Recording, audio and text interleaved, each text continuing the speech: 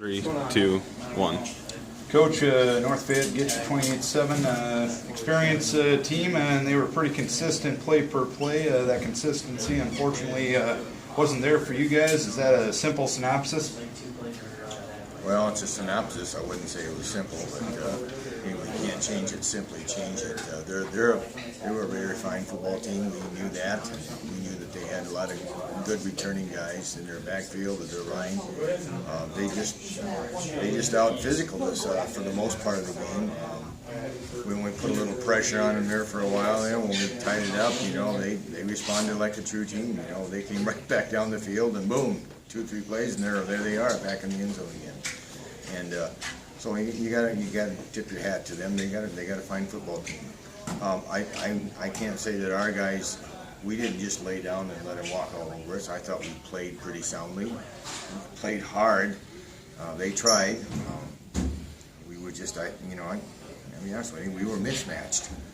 A lot of places up and down the line, they just had bigger, more physical people than we were. And I always talk about that every year. Everybody kind of, just kind of shake your head. But in a game of football, you do have to have a little size and a little strength, and it really helps a lot when you have that.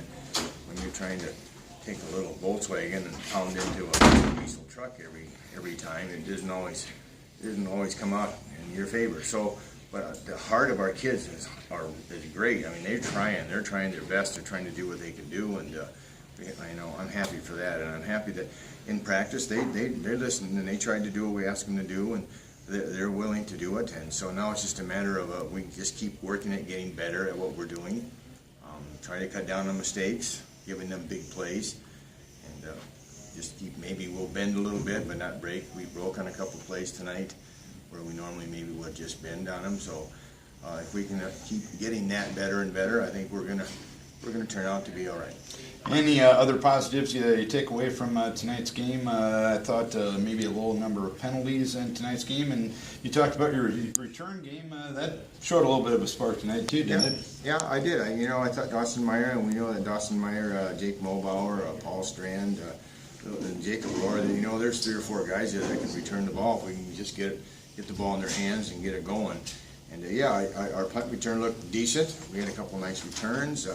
Kick return, we just got one. We were 1 block away from breaking that for a big one. And, so that was a good part of it, and I think that can be a strong point for us as the year goes along.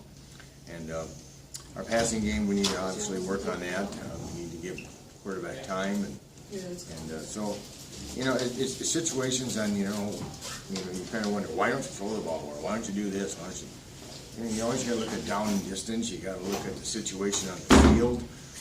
What has been working for us, so you got to be careful on how you call plays and what you do out there, and you got to do things that are within the realm of what our kids can do consistently, and so it's not an easy task. So our boys are hurting, and I'm sure that the sun will rise tomorrow. At least if it isn't raining, it's going to rise, and we'll just keep plugging along. And nowhere to go but up from here, and you guys usually get way better after week number 1. And that's the plan heading into next week. Hopefully a better outcome despite a good effort tonight from your kids. Yeah, I hope so too.